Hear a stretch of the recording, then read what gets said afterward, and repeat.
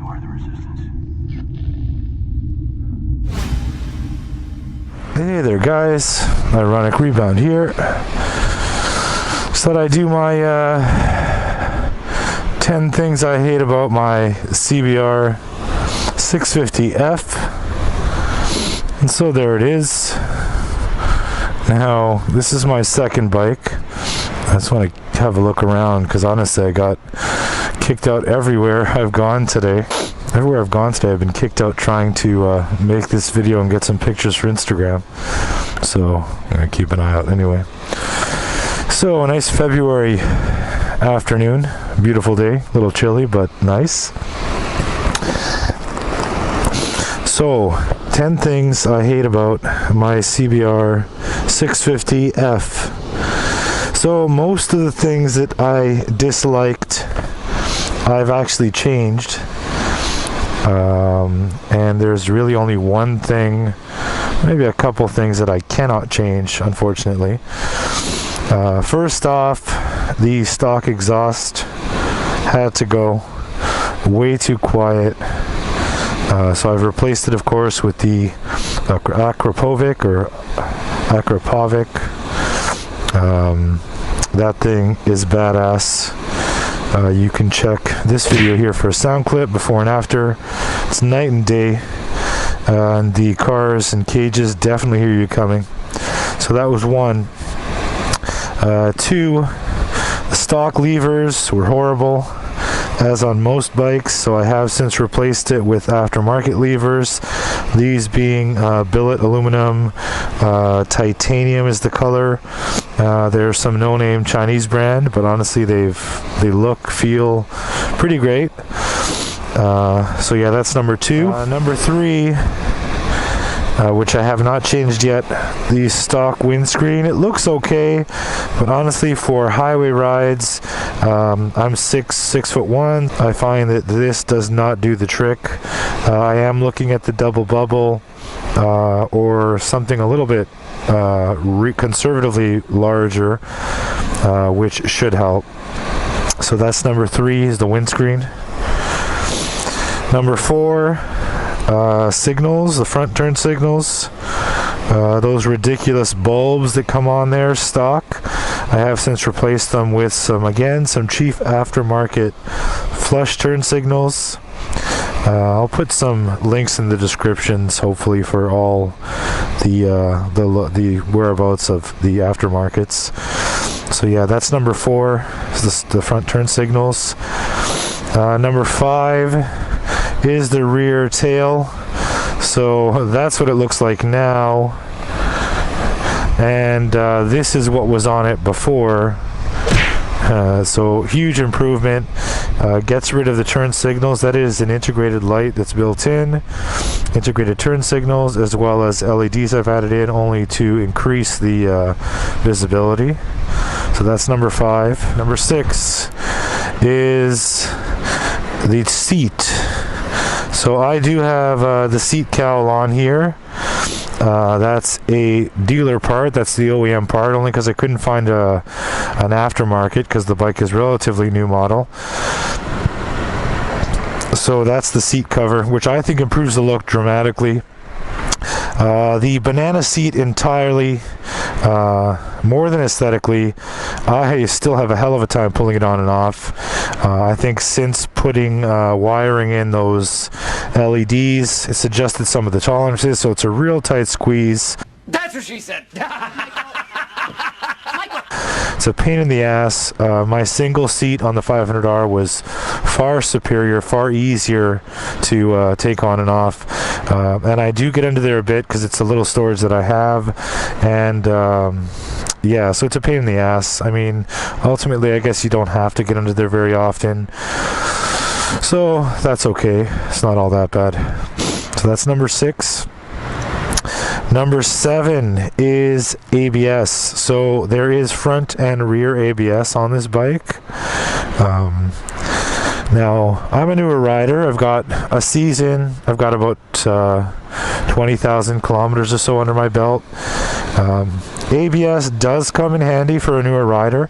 It does make a newer rider a little bit lazier. so you don't really learn that brake control. But I would like the option to be able to turn it off, and it would seem like something relatively easy. Maybe it's an aftermarket thing I can look at. But yeah, being able to turn off the ABS would be great. Having a switch, I know there are bikes out there that have that. It would be a nice touch to be able to do that. Number 8 would be these pegs. These pegs here, aside from sticking out fairly far, I haven't rubbed them yet, but I'm assuming at some point when I get rid of this chicken strip, they will rub with these feelers that are on there. But this rubber here, it's kind of squishy. I'm assuming it's there to dampen vibration. It's an inline 4. It's a little buzzy up around the 8,000 RPM-ish, but just seems kind of odd that they have that. The 500R had that as well. It seems like a sort of a mid-range Honda bike thing. To me, it just, you seem like you lose control. Your foot's kind of floating on there. It's actually an air-filled sort of rubber, not solid piece of rubber. It's actually, there's air in there. It's a bubble, which to me would seem, at the very least, if it was a solid piece of rubber, it'd be a little better. But that can be changed, and I will be changing that. I'm looking at a decent pair of rear sets. We'll see what I find, and I'll definitely post that when that happens. The suspension.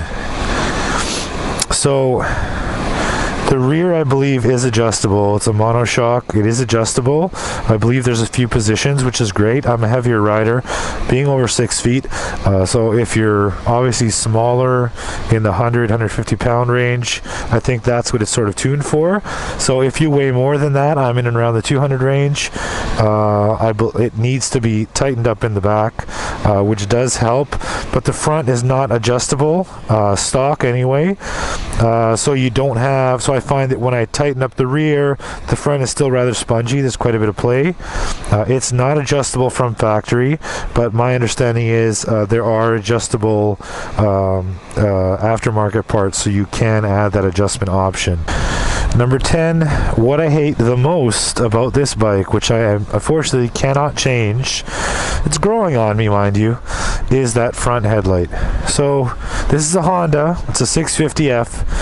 The front end, unfortunately, does not look like a Honda when I first look at it. It does somewhat look like the F, the Naked series, the 500F with no fairing.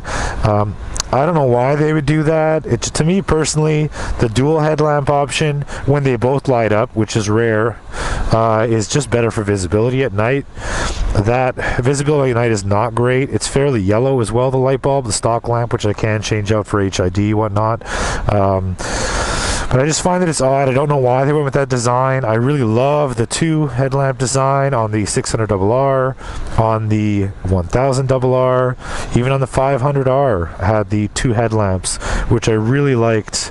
And it's just unfortunate that they have that option. They don't have that option, and this is what they decided on. It's growing on me, and all in all, I'm really nitpicking, and luckily most of what I dislike can be adjusted. I'm hoping this bike will get me through the next several years. We'll see how it goes. As far as power wise, I mean, like always, the need for speed is there, the need for power. I do kind of have an ache for a little more throttle, but it's obviously night and day over the 500, and I love this bike. It sounds incredible. It's an absolute joy to ride in the city. It's fantastic. And yeah, so those are my 10 things I dislike about my Honda CBR650F. That's also a bit of a before and after with what I've done aftermarket wise since I've purchased it. It's a little bit dirty, it's got to be cleaned up. Another couple things I dislike while we're at it. The mirrors aren't great. They're not bad for visibility, but I do like those mirrors that are adjustable within. They got that inside adjustment, which makes it easier. I also like the signals in the mirrors. I think is a great visibility thing. And the other thing, a minor point, aesthetic. The rear sprocket on the 500R was, I believe, stainless steel. On this, it's a larger sprocket, obviously, but I believe it's like a billet aluminum or a cast aluminum. It's more of a matte gray finish, whereas the other was a very shiny, high shine finish. Cleaning it seems to be a real challenge. Even now, it looks somewhat corroded. It looks etched. There's sort of like a white etching in it, a black etching in it. I scrubbed it, has trouble getting it clean, whereas the stainless really clean really easily. I mean, I would use some WD-40 usually on a rag and just wipe it down after wiping the cleaning the chain, and it would come out shiny and brand new as if I just bought the bike. I have not been able to bring back the original look to this rear sprocket since I bought the bike, unfortunately. I'm going to try a few more solvents on it, maybe something a little stronger. If anyone has any tips, please let me know. But that's a bit of a shame because I did like having that gleaming rear sprocket. The OCD in me really enjoyed that. And I'd love to see everybody else get in on this and let us know what it is you dislike about your ride. Especially those of you with multiple bikes. You've obviously bought the second bike because the first didn't quite do everything you wanted it to. So yeah, that's it, guys. Take it easy and ride safe. City rides. I know, I find that the dogs don't like it too much. Thank you.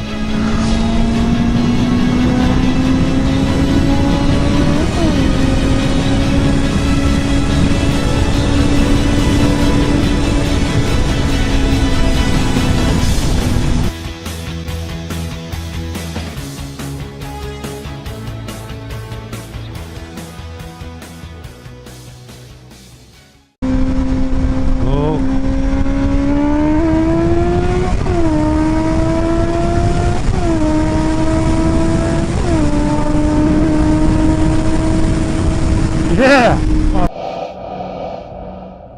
If you're listening to this, you are the resistance. Hey there, guys. Ironic Rebound here. So I do my 10 things I hate about my CBR650F.